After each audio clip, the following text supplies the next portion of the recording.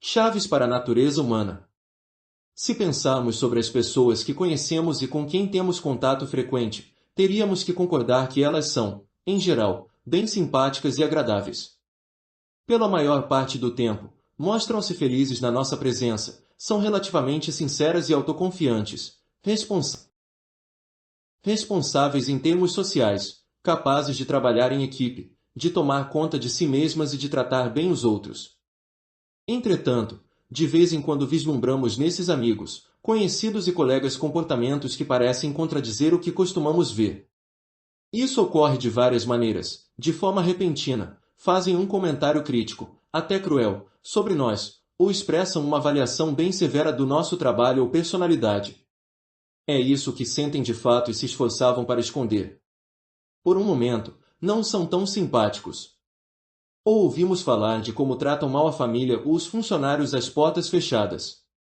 Ou, de repente, eles têm um caso de amor com um homem ou mulher mais improvável, e isso leva a consequências ruins. Ou investem dinheiro em algum esquema financeiro absurdo e arriscado.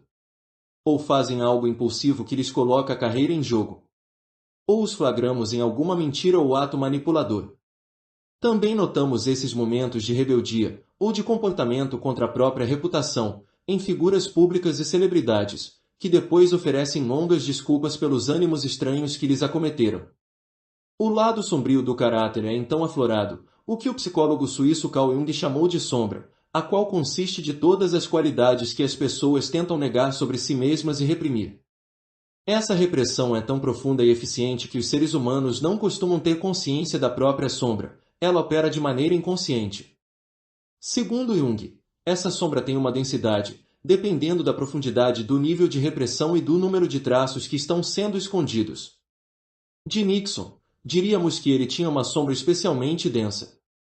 Quando vivenciamos esses momentos em que as pessoas revelam o seu lado sombrio, lhes vemos algo surgir no rosto, a voz e a linguagem corporal se alteram, é quase como se outro alguém nos confrontasse, os traços da criança magoada se tornando visíveis de súbito.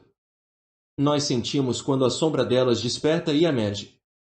A sombra jaz enterrada bem dentro de nós, mas é perturbada e se torna ativa nos momentos de tensão, ou quando mágoas e inseguranças profundas são provocadas. Também tende a emergir mais à medida que envelhecemos.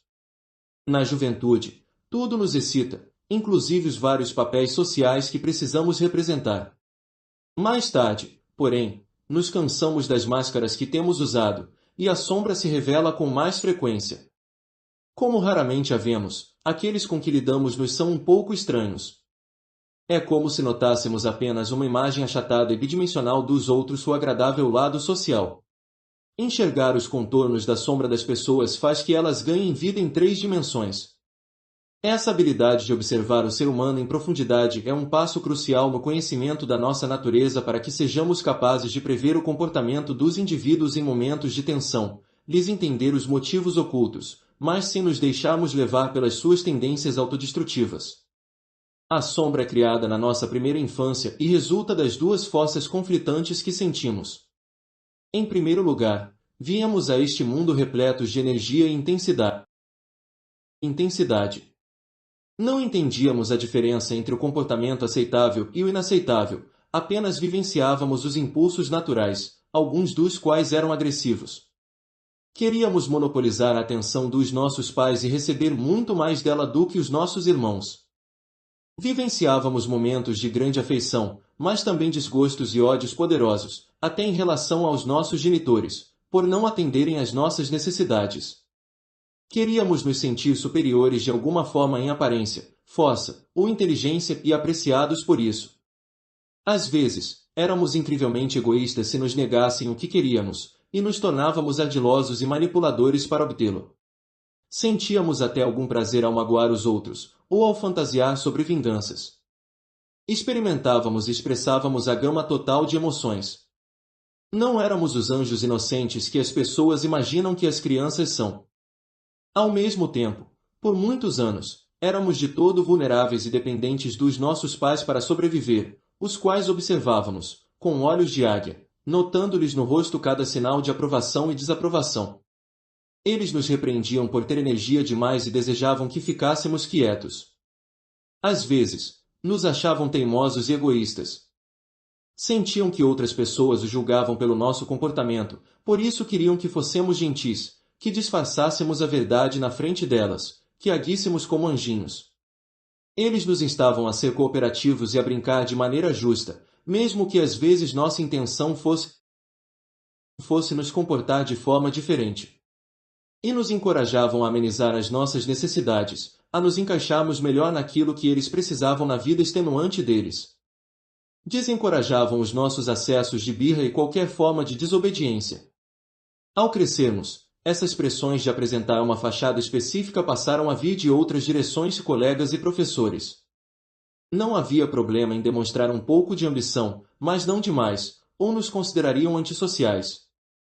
Podíamos exibir autoconfiança, porém não em excesso, ou daríamos a impressão de estarmos afirmando a nossa superioridade. A necessidade de se encaixar no grupo se tornou uma motivação primordial, e assim aprendemos a ocultar e restringir o lado sombrio da nossa personalidade.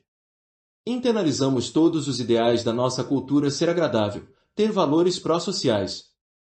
Muito disso é essencial para o funcionamento regular da vida social, mas, no processo, uma grande parte da nossa natureza foi enterrada nas profundezas. É claro que há aqueles que nunca aprenderam a controlar esses impulsos mais sombrios e que os acabam expressando na vida real os criminosos em nosso meio, por exemplo, mas mesmo estes se empenham para parecer simpáticos por boa parte do tempo e justificam o seu comportamento. A maioria de nós consegue se tornar um animal social positivo, mas a um preço. Acabamos por sentir falta da intensidade que vivenciamos na infância, todas as emoções, e até a criatividade que vinha dessa energia mais impetuosa. Em segredo, desejamos recapturá-la de algum modo. Somos atraídos em direção ao que é visivelmente proibido em termos sexuais ou sociais. Talvez recorramos à bebida ou às drogas ou a qualquer estimulante, pois nossos sentidos estão entorpecidos, a nossa mente nos parece restrita demais pelas convenções. Se, ao longo do caminho, acumularmos muitas mágoas e ressentimentos,